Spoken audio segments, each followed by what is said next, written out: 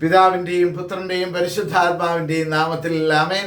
ഈശോ മിശിഹായ്ക്ക് സ്തുതിയായിരിക്കട്ടെ. ദൈവം നിങ്ങളെ അനുഗ്രഹിക്കട്ടെ. സുഖമല്ലേ? ഈശോ അനുഗ്രഹിക്കട്ടെ എന്ന് പ്രത്യേകം പ്രാർത്ഥിക്കുന്നു. ഇന്ന് ഡിസംബർ മാസം 18-ാം തീയതി.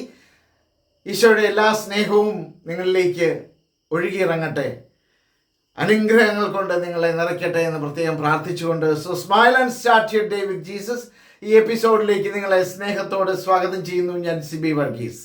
ഇന്നലെ പഠിച്ച വചനം വിശുദ്ധ പൗലോസ്ലീഹ റോമാക്കാർക്ക് എഴുതിയ ലേഖനം 1-ാം അധ്യായം അതിൻ്റെ 16-ാമത്തെ വചനമാണ്. സുവിശേഷത്തെ പറ്റി ഞാൻ ലജ്ജിക്കുന്നില്ല, എന്തെന്നാൽ വിശ്വസിക്കുന്ന ഏവർക്കും, ആദ്യം യഹൂദർക്കും പിന്നീട് ഗ്രീക്കുകാർക്കും, അത് രക്ഷയിലേക്ക് നയിക്കുന്ന ദൈവശക്തിയാണ്.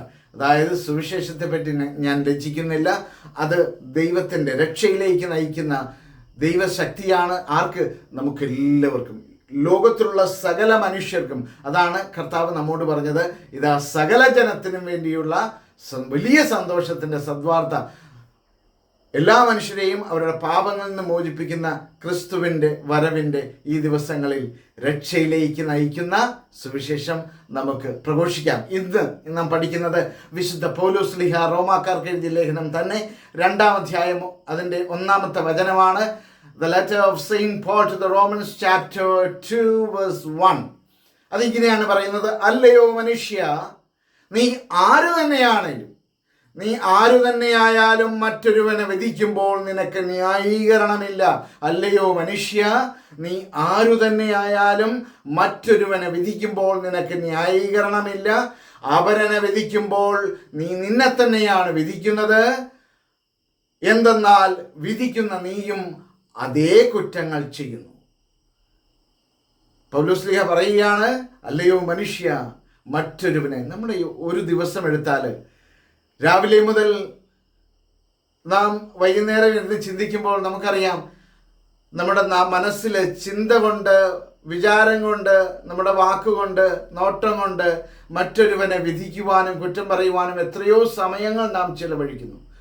നമ്മുടെ ബാഹ്യമായ മനുഷ്യനൊരു സുഖം, പെരിഫറൽ ആയിട്ടുള്ള നമ്മുടെ ഈ മനുഷ്യന് ഒരു വലിയ ചെറിയ സുഖം കിട്ടുന്ന ഒന്നായിരിക്കാം. പക്ഷേ അത് ആത്മീയ മനുഷ്യനുണ്ടാക്കുന്ന വലിയ ദുരന്തം, നമ്മുടെ ആത്മാവിനെ നാം മരണത്തിലേക്ക് തള്ളിവിടുന്നതിന് തുല്യമാണ്.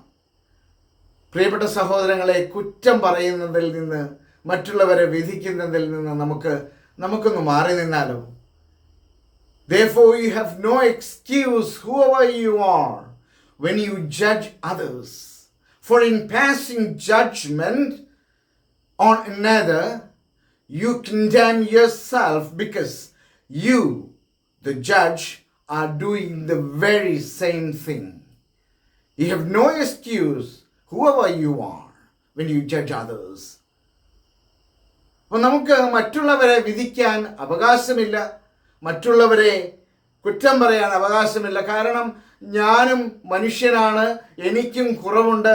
എൻ്റെ കുറവുകൾ കണ്ടുപിടിച്ച് തിരുത്തി കർത്താവ് ആഗ്രഹിക്കുന്നത് ഒന്നേയുള്ളൂ: നീ സ്വർഗത്തിൽ വിശുദ്ധനായി എത്തിച്ചേരണം.